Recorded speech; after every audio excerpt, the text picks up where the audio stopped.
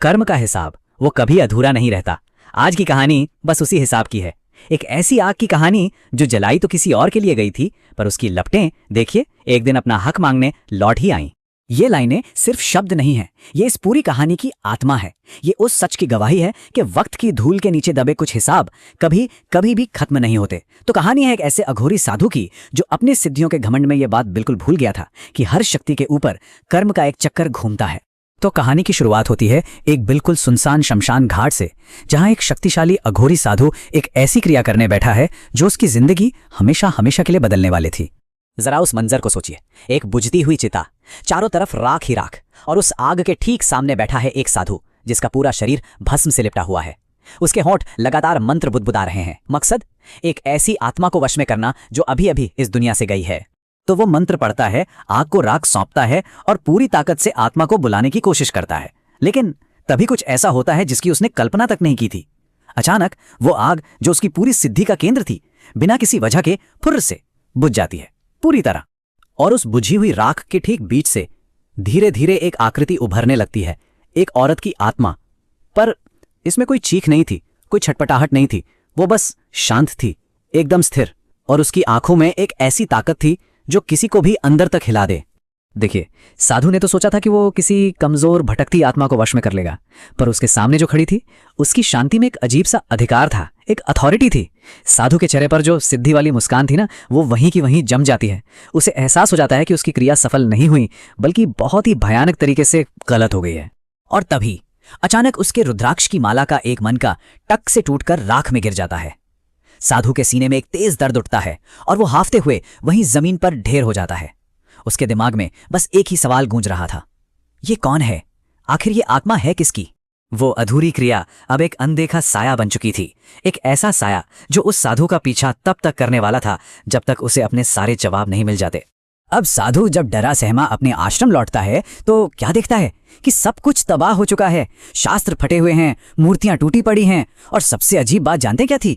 गांव के किसी और घर को एक खरोच तक नहीं आई थी। मतलब ये हमला किसी आंधी तूफान का नहीं था, ये हमला था सीधा उसकी आस्था पर। सोचिए, वो साधु जो कुछ घंटे पहले तक अपनी शक्तियों के गुरूर में था, अब पूरी तरह से बिखर चुका था।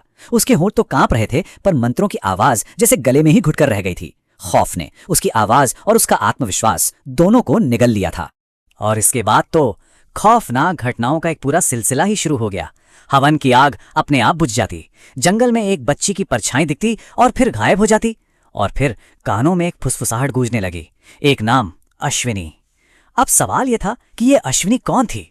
इसी उलझन में वो वापस उसी शमशान घाट जाता है और वहां उसे पता चलता है कि उसने जिस शरीर पे क्रिया की थी वो अपराजिता नाम की एक किन्नर का था। अब तो रहस्य और भी गहरा हो गया। अगर आत्मा अपराजिता की थी तो फिर ये अश्विनी कौन थी जिसका नाम उसे हर जगह सुनाई दे रहा था? और यहीं से कहानी उस मोड़ पर आ जाती है जहां अतीत का एक भूला हुआ पाप आज के इस आतंक की वजह बनकर सामने आने वाला था।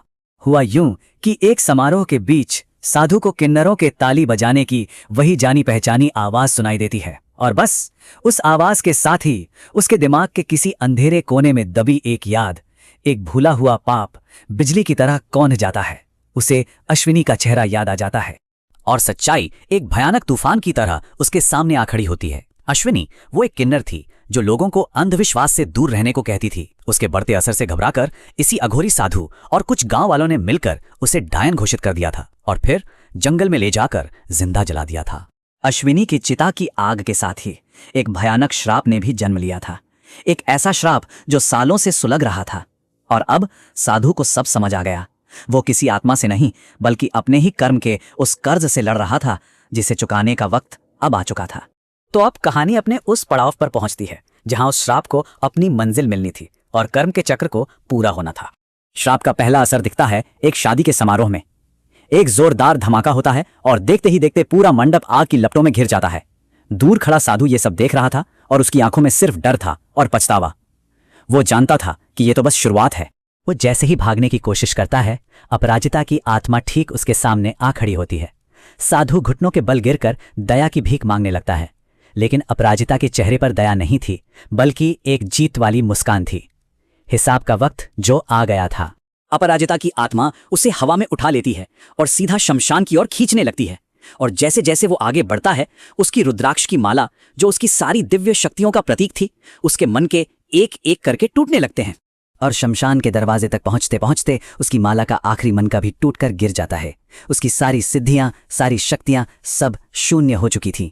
वो अब सिर्फ एक आम इंसान था, अपने कर्मों के सामने बिल्कुल निहत्था था। और आखिर में कर्म का चक्र पूरा हुआ। अपराजिता की आत्मा ने उसे ठीक उसी चिता पर फेंक दिया जहां सालों पहले अश्विनी को जलाया गया था। किन्नरों ने उसे चारों तरफ से घेर लिया और चंदन की उसी जलती लकड़ी से उसकी चिता को आग दे दी, जिससे अश्विनी को मारा गया था। बिल्कुल वही तरीका, जैसा कर्म वैसा ही फल।